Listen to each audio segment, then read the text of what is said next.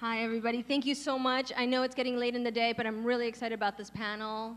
Ed, you want to come up here? Jason, Emily.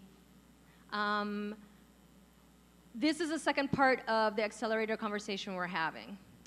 One of the things that's really exciting about all these folks that are coming up on stage is that they've either been in an accelerator or running an accelerator and are really breaking a lot of ground in terms of providing opportunity to our communities.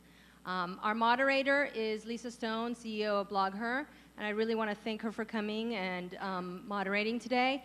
I have to say that I'm here on the stage today because of her. I went to BlogHer Entrepreneurs, and it really launched me to say, yes, this is what I'm going to do. So I'm really thankful to her and helping to create community. But I want to remind all of you, I'm not here on the stage because I'm the best. I'm here on the stage because I showed up. So I challenge all of you to join us in Latino Startup Alliance. If you have an idea, if you want to share, if you have some wisdom, please let us know. We're more than open and happy to have you volunteer your time to get to know us and for us to get to know you. That way we can help each other and create those networks. So I just want to remind you, I'm not on stage here because I'm special. I'm on stage here because I showed up. And so I really want to challenge all of you to show up. So if you all be kind enough to join us, thank you so much. Lisa? Thank you. Thank you so much. We're going to have a slightly larger panel. Come on out. You know, I think that Delda was the first person I heard say that it's time to transition, whether you're talking about the women's community or the Latino community, from being a group that takes jobs to being a group that makes jobs. I really love what Gio said when he mentioned that. And it's an incredible, are we going to have a? Yes, Jason is on his way. Jason's on his way? All right. No offense, Yeah. Emily. So it's an incredible honor to be on the stage with the people that the Summit have pulled together to speak with you all today. They are incredibly qualified. And I did not have the privilege of working with an accelerator when we started BlogHer in 2005. Our conference sort of became an incubator of its own, and we bootstrapped for 2 years before we sought venture capital funding. So I am very excited to hear what they have to say. And because it's going late, I'm actually not going to wait for the other person to join us. Instead, I'm going to ask if you all would dig in, and I'd like to start with you, Mr. Avila. On the end, I'd like for you to describe 3 key things, and this often gets lost in front of constituencies: who you are, what you do, and what exactly your initiative is looking for from entrepreneurs. Sure. So my name is Edward Avila. I think out of the 3 folks here, I am the newbie with regards to the accelerator. We are an accelerator in San Jose, what I call the forgotten city of Silicon Valley. But nevertheless, what we want to do over there is actually start up a startup community that really focuses on developing Latinos, entrepreneurs, startups that are driven by Latinos into the startup ecosystem. So in a nutshell, that's what we're doing. We just completed our first cohort 2 weeks ago, and we hope that come 2014, we'll have a couple more. So I'm really excited about that. That's terrific. And what are you looking for from entrepreneurs? For entrepreneurs, it's really there isn't really one thing that I'm looking for. I know that people talk about passion, people talk about the solution. I'm really looking for a team that is solving a problem, a team that is coachable, a team that can work on scaling over time, and that's really difficult. I think when it comes to accelerators, we always look for the solution, the problem, and whatnot. I think more than anything, we talk about pivots, right? It really takes the person, the talent, to identify what's working, what isn't working, and where to go next. And to me, I put more weight on that than the actual solution. Super, thank you. Santiago. Sure, my name is Santiago Zavala. I'm a venture partner at 500 Startups, and I work mostly from the 500 Mexico City office, which we created after joining 500. Before we were doing Mexican VC. which was a fund and accelerator specifically for Mexico. And now we're doing a little bit more of the whole region, not just Mexico. Personally, what I do is I pretty much I look for new companies in the region. I do a little bit of portfolio support, and I bring technology to try to automate some stuff in the organization. But before taking those roles, I was pretty much in charge of like the 3 batches that we've done from the Mexico City office. So I've lived this process of taking new entrepreneurs and going through the whole acceleration process 4 times, which I think it's enough to get an idea of what works, what doesn't work, and need to take a little break to be able to come back with new eyes and provide more value. What do we look for in entrepreneurs? Of course, like there's like, you look for the team, you look for certain properties in the product, like it's very similar. So the only thing I can add to that is what personally I look for people. And the reason we started Mexican VC was precisely because we were looking for people who were in a context that they didn't know, they didn't have enough sophistication or resources to be working full time and have a really good shot at doing what a successful startup. So I'm looking for those people who have been waiting for this to exist, like who are eager and really like they have everything they need, and maybe just with a community around them, they'll be able to be more successful. That is very welcoming. Yeah, so it's a little bit of both things, because like I have to make sure that even without that community, they would still have a chance. But like if they have that community, they have even a bigger chance. So that kind of people. Thank you. Sure. Thank you. Emily? Hi, I'm Emily Lopez, and I work at Draper University, which is not necessarily just an accelerator. We're kind of an ecosystem for entrepreneurs. We run a program for young entrepreneurs 18 to 29 each quarter. The program lasts 7 weeks. And then post our program, we run an incubator for companies that were funded out of that group of entrepreneurs. So we really focus on the individual. We're not looking for teams. They're too young to have a team yet. Sometimes they have a co-founder. Sometimes they come together as a group. But we're really looking for personalities. We're looking for a sense of spirit and a passion. And we spend a lot of time really doing due diligence on all of our applicants before they come into the program. We also do some work with the Boost Accelerator, which is our program was founded by Tim Draper, if you hadn't guessed by the name. His son, Adam, runs an accelerator called Boost. So, you know, like I said, it's more about the individual than about the team or even the business idea behind the individual. Hi, I'm Jason Rosado, and I'm founder and CEO of GiveQuick Inc. And I guess my role on the panel is to be the startup accelerator veteran of 2 programs recently in the past year. The first program I participated in, which is actually what allowed me to focus on my company full time, was Hub Ventures, which is based in the Hub on 5th and Mission, the Impact Hub on 5th and Mission. They've now rebranded as Better Ventures. We were in the second cohort of that program.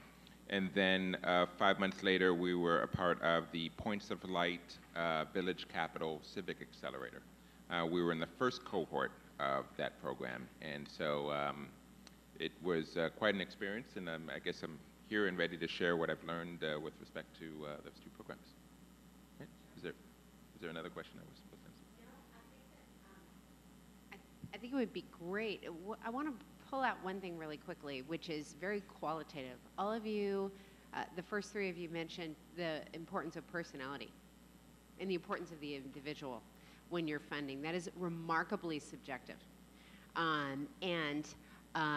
We also heard Gio Rodriguez make some really interesting comments about a victim mindset that he's concerned about in the Latino community. And I will tell you, on the women's community side, I spend a lot of time correcting people who tell me they're not entrepreneurs and not writers. So I would love to hear the 3 of you talk about what are you looking for with regard to personalities. And as a personality who is funded, you're going to give it up and tell us how to do it. So you guys go first. You want to take it away? You're very young. Sure.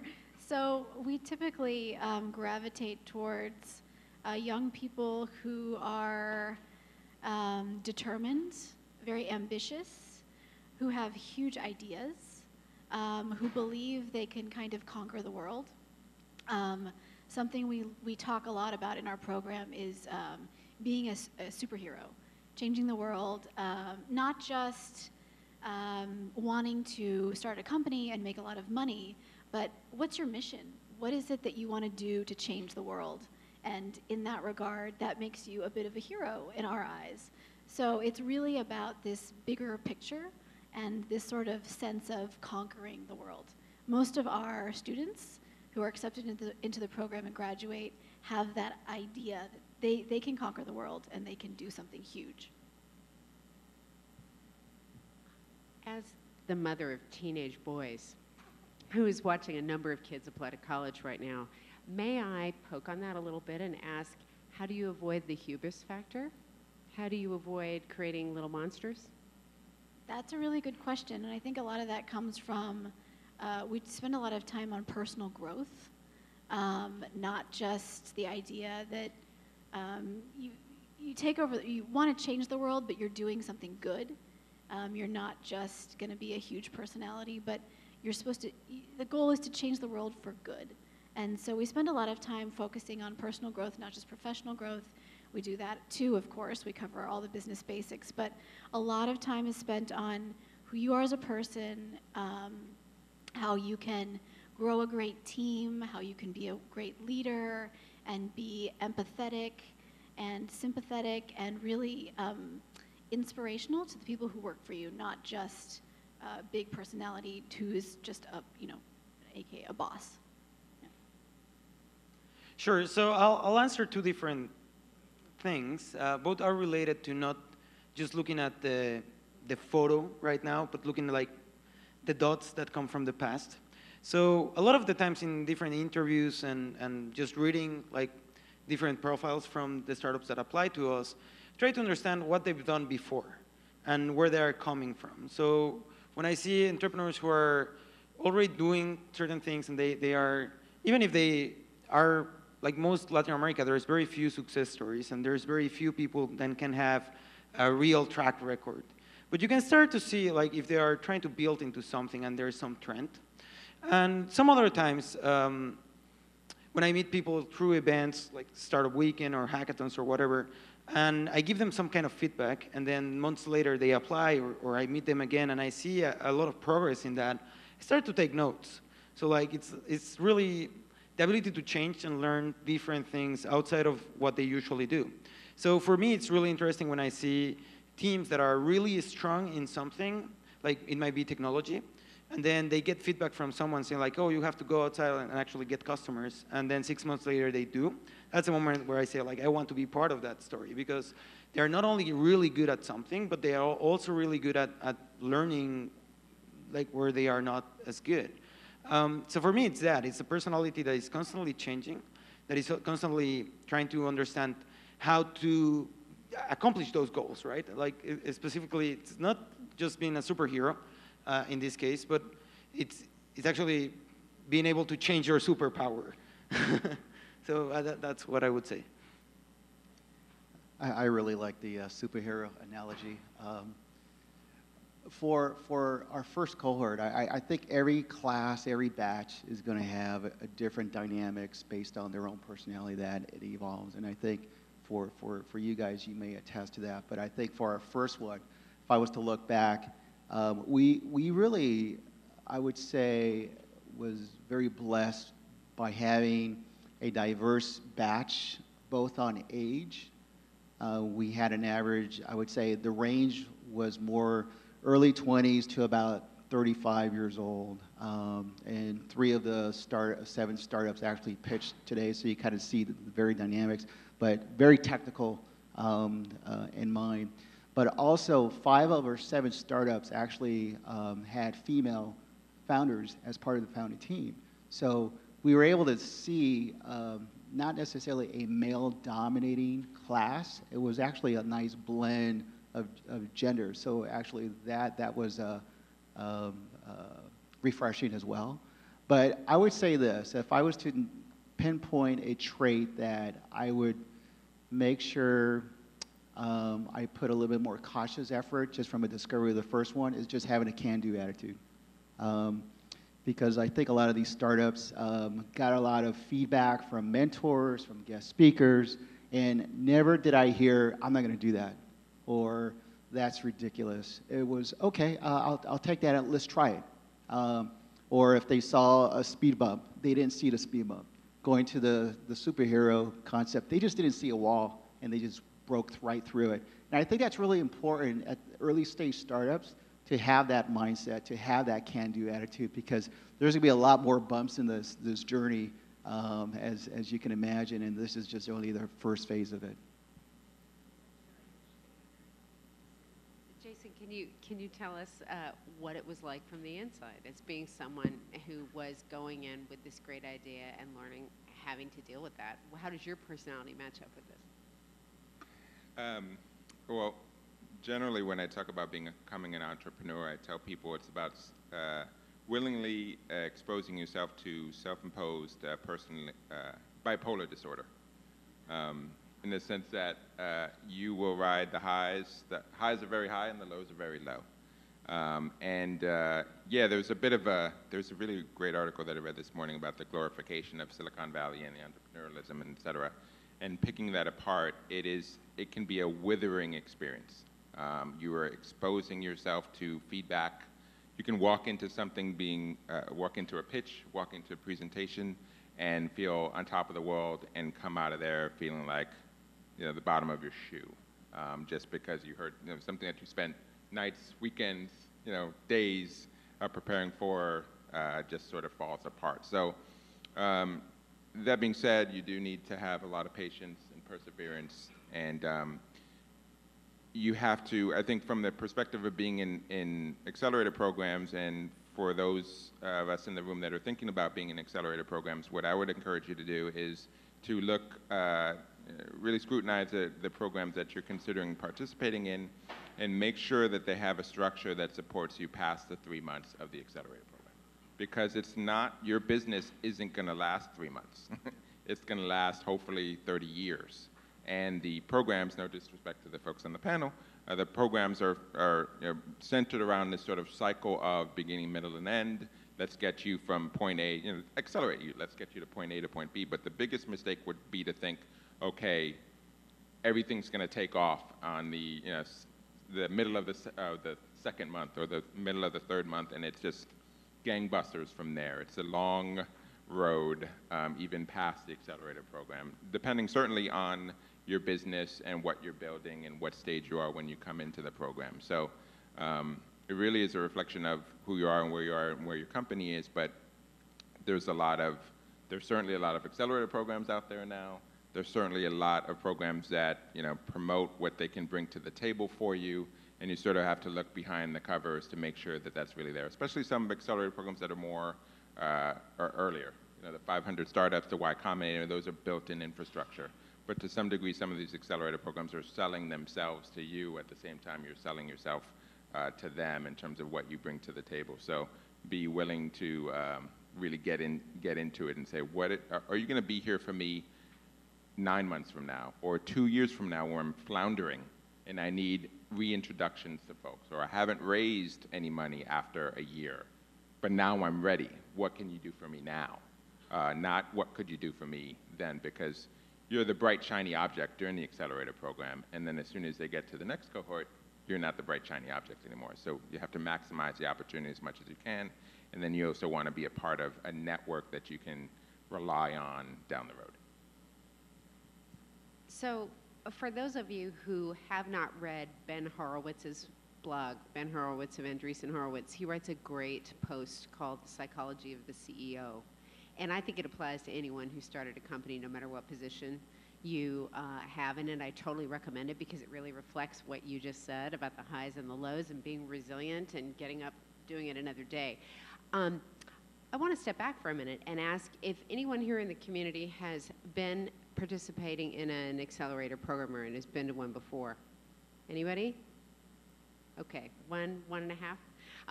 I would like to ask you all to define what an accelerator program is. And I know your programs are slightly different, but I need a classic textbook definition so that each of you can talk about how yours deviates from it a little bit. Help me out there? Well, for me, it's kind of hard to have like the textbook definition because honestly, if we didn't really require a little bit of the hype of the title acceleration program, I would have named ours in Mexico City totally different. We actually played with the idea of just calling it disruption program. And for me, it's just like a time period where we take companies in a cohort or batch and that they are in a similar situation, and we go through a process that is a little bit of structure to try to give you as much speed as possible. And our goal is to... As much speed, right? Speed, Acceleration, yeah. right. So what we're trying to do is two things. At least, and our program is definitely, like, I think we stole a little bit and inspired from a lot of things, but I think our program, at least for Latin America, is pretty unique. What we're trying to help you is to consume as much resources as you can in very small amounts of time, but at the same time be able to understand how fast time actually goes.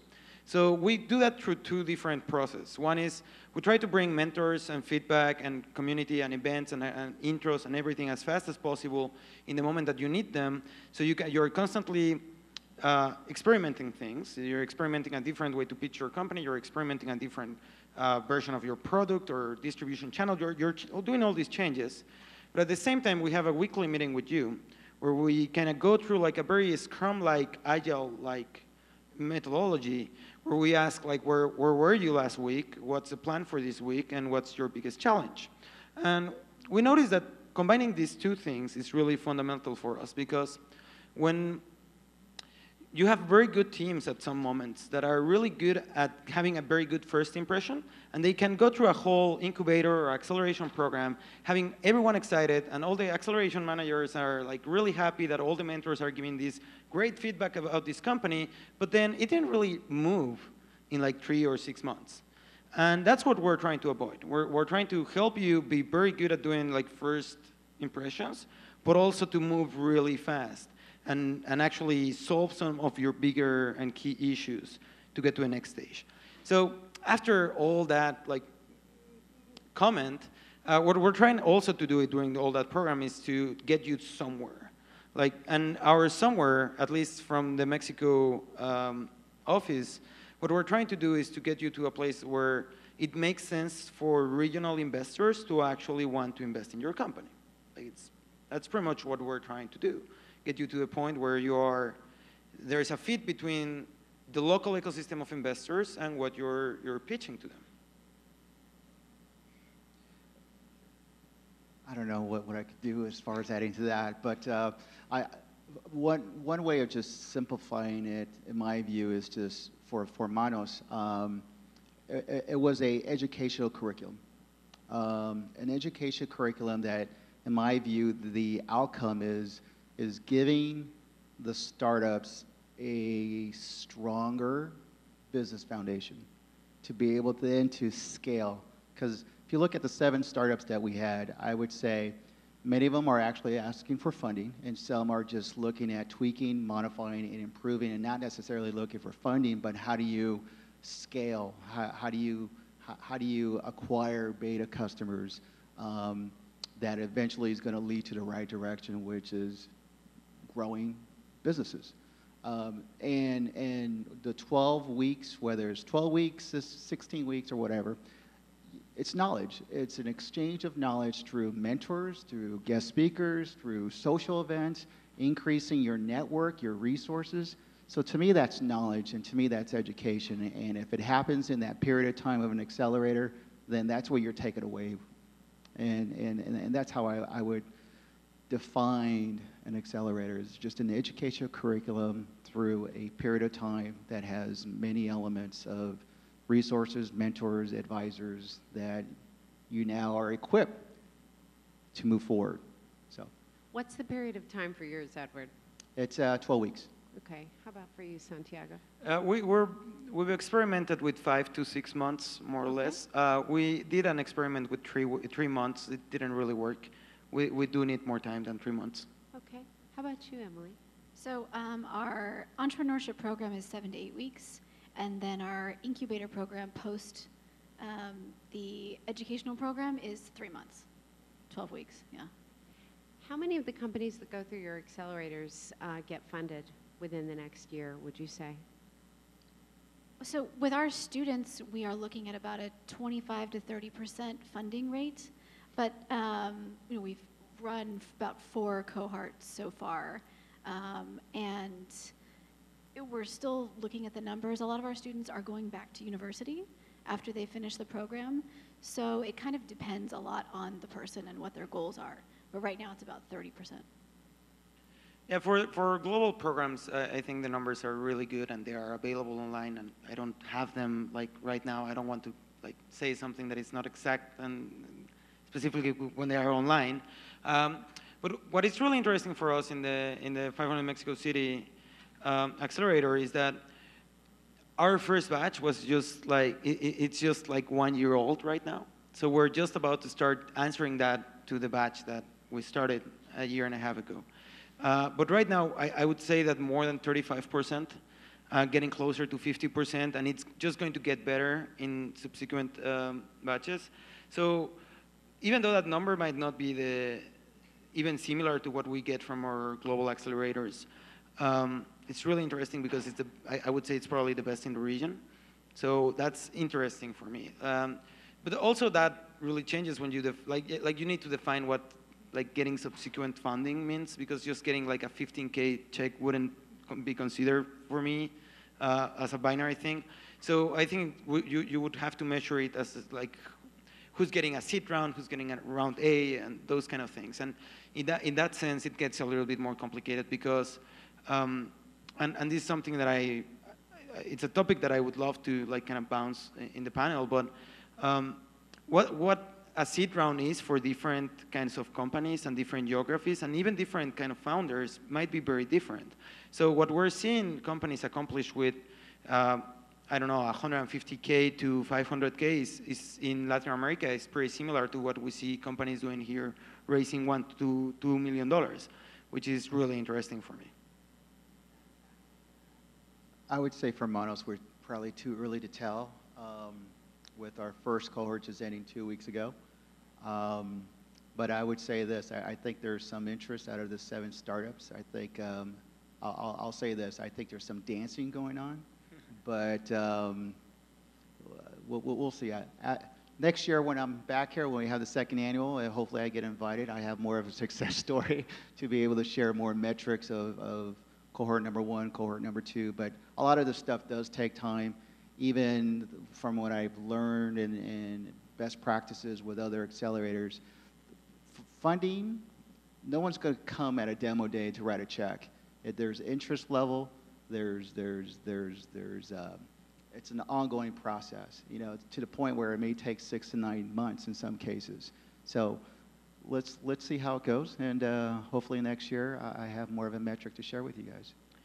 To that point, I would love to add that one of the biggest issues that I see with so many accelerators happening all over the world is the different expectations that they set around demo day and how that's going to happen, when in reality, unless you have historic data, you shouldn't be telling entrepreneurs that they need to have something for demo day, and really more work on introducing people from day one and start building a relationship with investors as soon as possible, and then make sure that you have that network around you as an accelerator.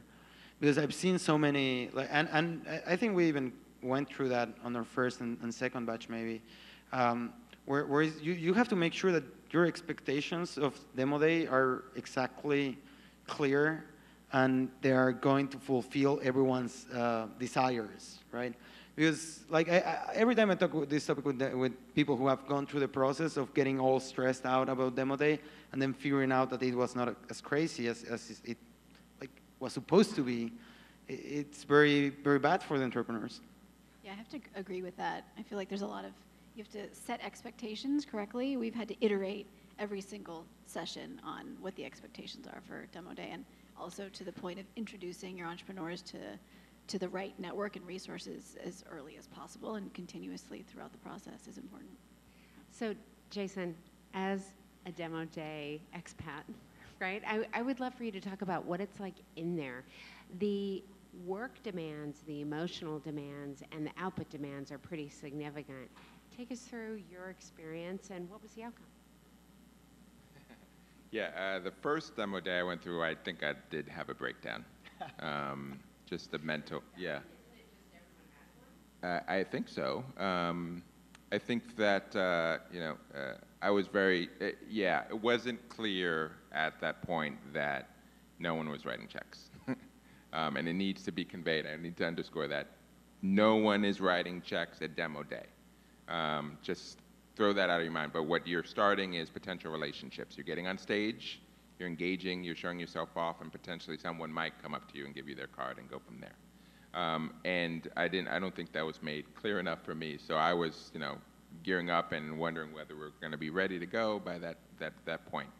The second demo day, I was a lot more relaxed, and I said, it is what it is. Our company is where it is.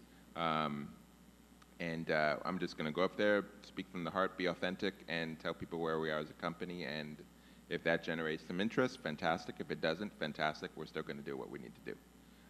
So I think that everything has to. These programs have to have a beginning, middle, and end, and it always ends with a demo day. But what you need to be looking at with respect to these with the programs is what is and to answer your earlier question in terms of how I would define one of these programs is really it's more than anything it's a social network without it's a non-online social network. You have to look at what the program can bring to the table with respect to the investors and the mentors and the social circle that's going to show up on demo night that are going to be exposed to you and to your company. And if they can't bring folks to the table, then they're not. You have to question the value of the program because literally it is about these mentorships. It is about a circle of friends or professionals that are hovering around your businesses or your cohort and the time that you're in this program, and then they start to sort of fall away as you end the program and move on if you haven't sort of shown material progress. So yeah, I think don't overthink it. You want to be in a certain place. I think at the end of the day, you own your business. And this is a program that helps you with your business, but you have to prioritize your business. You have to you have to be finding your customers. You have to be finding your product market fit. You have to be doing the testing, and the programs are going to encourage you to do that. But you should prioritize managing your business over what the needs are of the program. The program's there for you, but at the end of the day, you have to manage your business. If I could add, and I just have to ask, because I know we were off schedule, and should we be wrapping up now, or we need to? So a few more, a quick closing comment from each one of us, and I'm sorry, Edward, it's been hard to sort of track. Closing statement? Yes. Okay. I would say this, if you guys are thinking about joining an accelerator, like Jason said, there's many accelerators, there's many programs from an entrepreneurship standpoint or advisors. I would say if you are considering an accelerator, to do your due diligence as much as that they're doing due diligence about you. And also, if you do get accepted, it is a stress of a mindset. You have to be mentally prepared for this because along with the education curriculum, the things that happen from a structural standpoint from week 1 to week 2, you're still running a business. And so in my view, I did see a lot of burning the midnight oil, burning the candle at both ends, and that does add an extra stress level, a level of complexity. And if you're not in for the support, family-wise as well as professionally-wise, you're in for a long haul. Okay. From my point of view, we're in the middle of an awesome panel, so it's kind of hard to close it here. But from my point of view, also do your due diligence, make sure that your expectations of what you want from the program is exactly what the accelerator is trying to provide. And try to talk with some of the alumni from that accelerator, because the most important thing that the accelerator is going to give you in the long run is the family that you're joining of other people who have learned stuff. And their opinion of like the process and the people involved is really going to be fundamental for you to be taking the right decision. Of course, all accelerators make mistakes, so I would get a couple of data points before just like listening to a first opinion. But let me tell you that everything I was hearing about like the community and what happens after the acceleration program and what ends up really being a difference between you being successful and you not being successful and what the accelerator can do for you has to do with the people. So do your due diligence and really try to click. And if you really want to get into an accelerator, really try to, like, of course, do a little bit of research of who is involved and try to understand how they take decisions. It's not really that hard to hack the system. I just have to reiterate what Santiago and Edward both said is do your due diligence, look into the people who run the organization, talk to the alumni of the accelerator, and see what the accelerator does for its alumni after they've left. Like everybody said, it's incredibly important, and we are learning that ourselves as we iterate after each session, but everybody had excellent points. Yeah, I want to end on a bright note. I want to make sure I'm not Debbie Downer on the panel. I want to say that I wouldn't have had it any other way. The 2 accelerator programs that we've been through have dramatically accelerated our business. I wouldn't be sitting on this panel without the assistance and the insight and the guidance of the accelerator program. So I'm all for participating in an accelerator program. Just want to emphasize you want to do your homework and do your due diligence. But it is a great experience. I liken it. It's freshman orientation for your business. You don't want to show up on campus without freshman orientation, right?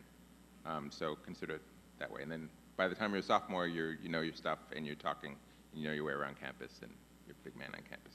Okay. That's great advice.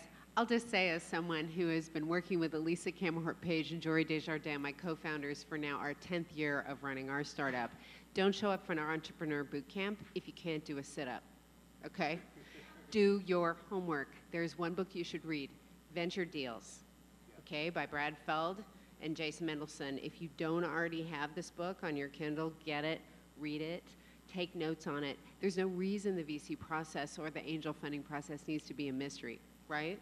Figure that out, and then you can get to the work of building your business with these great accelerators if you're fortunate enough to be accepted. So please help me thank these guys, and we'll leave the stage so you can get on with your program. Great job.